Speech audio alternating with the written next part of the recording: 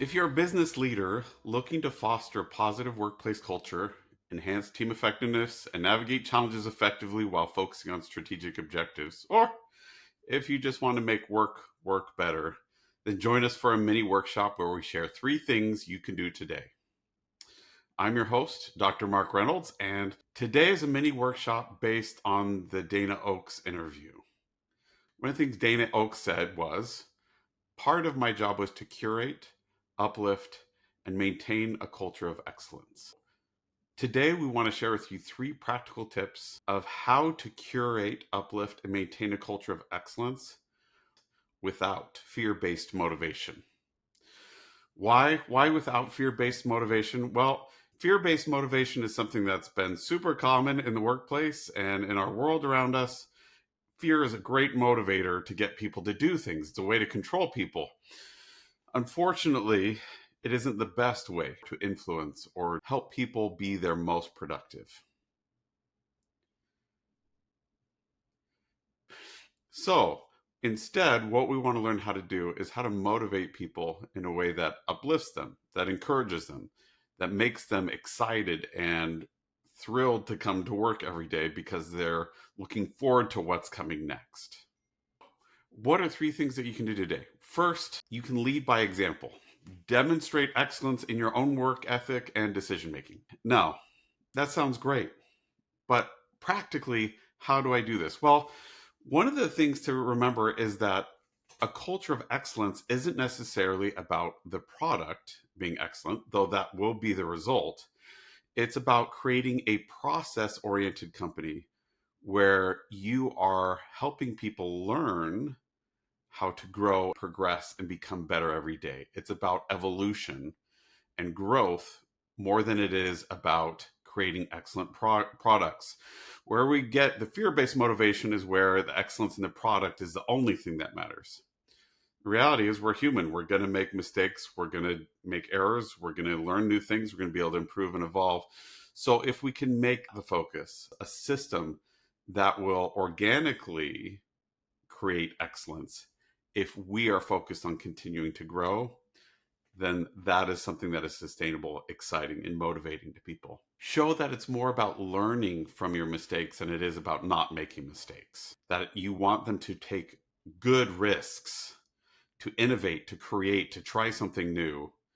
Part of that is being willing to be wrong yourself sometimes and highlighting that and showing, what am I learning? How am I growing? What am I thinking from this mistake that I made that is helping me to be more excellent tomorrow than I was today? The second way to build a culture of excellence without fear-based motivation is to set clear expectations.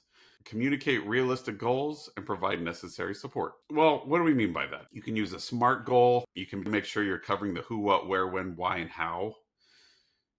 But if you aren't communicating, then that's the first step. Second step, ask them to restate what they think your expectations are. Most of communication breakdown is in just human flaw and human error. We say something and assume they understand our intention and what we meant. But the reality is most of our language could be interpreted in many different ways. So we won't know if communication is clear until we hear back from them that what they're saying matches what we're saying. We might think we're being crystal clear in how we're communicating, but we can't be assured and be consistent in our communication without that feedback. Look for assumptions in what you're communicating. Take a moment to think, how might someone else interpret what I'm saying differently? Get rid of assumptions, be clear. One way to do that is to speak so that any average 6th grader could understand you. It needs to be simple, short, concise, and to the point, with simple language and not making any assumptions that people understand what you mean or the context. Doesn't mean you have to be exhaustive, but if you can really clarify it down, so a 6th grader can understand it, you'll be in good shape. The third thing I'm going to suggest for building a culture of excellence without fear-based motivation is to foster open communication. Create an environment where feedback is encouraged and valued, not just given lip service, but where it's followed up on, where you're expected to report. It's okay to make a mistake. It's okay to ask for more time or to ask for help. That requires that you take time to get feedback and to apply feedback. Make it a regular part of meetings, regular part of your interviews with employees. Just put that in as something you always do. Ask for feedback towards yourself. How could we have made this meeting even more effective? It only needs to take a minute, 2 minutes, 3 minutes. One idea of how to improve next time is all we need to keep moving forward. Most importantly, it's to put systems in place where people feel safe to give feedback that is candid and gives the entire picture. Now you may think, well, that's an anonymous survey. Not necessarily. One of the problems with this anonymous survey is you don't have a person on the other side asking follow-up questions and digging deeper and really getting an understanding of what is really going on. Often with surveys and feedback questionnaires, what happens is people will write to the question and they'll give you a piece of information, but they'll only give you as much as they think needs to be heard. When sometimes there are patterns among all the comments or comments that are made that if there's a live person on this other side, they can dig deeper into that and really understand the real challenge or the real opportunity ahead of them. That's one of the reasons why we offer the service of third-party skip level interviews, or we also offer a whistleblowing service. We offered being a third party where we protect an employee's anonymity and make sure that they are advocated for without the fear of reprisal or without fear that they're going to be labeled as a complainer or whiner or that they're going to be fired. You might think, but doesn't that just enable a culture of whining? And the answer is no. We make sure that we empower people to solve their own problems. We aren't just a source for people to vent and complain. We really are there to sort and sift out patterns among a company culture and moral, legal, and ethical problems that need to be addressed. It's not just a hindsight tool, it's a way to predict and see problems or opportunities that are coming down the pike. It becomes a predictive tool.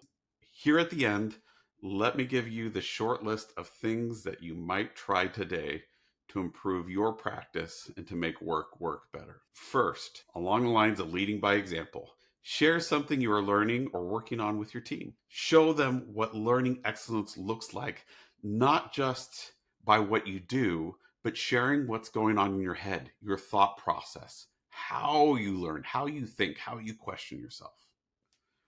Number two, one simple way to improve the clarity of your communication today is to get in the habit of asking for a restatement. For example, you might give a directive or explain something or share something and then ask something along the lines of, could you please confirm your understanding of the task or of what I shared? I want to make sure I've communicated everything clearly. This makes it so that it's not their fault if they don't understand, but that what you're doing is acknowledging that communication is a two-way street. It's not just what you say, it's also how it's heard. You want to make sure that if clarity needs to be made, you want to do it now and not down the road when it's too late and time and resources have been wasted. 3, foster open communication where feedback time is a regular part of meetings. Put on meeting agendas, put it on your calendar, 5 minutes or less for feedback at the end of a meeting. Regularly go back to that feedback and report what happened, what you did on it. You want them to say, I heard this feedback, and so this week I did this. If you model it, they'll get the idea. And if you keep asking them to report on the feedback that we discussed last time, they'll understand that they need to pay attention to that and be ready to report and hopefully take the initiative moving forward. As always, I'm sure that most of what we talked about, if not everything, you already know. My goal here today is to make sure that I'm reminding you of the things that you know and that you have some clear ways that you can make work better. Next time for our mini workshop, we're going to explore the power of externalizing your thoughts and plans with your team. See you next time.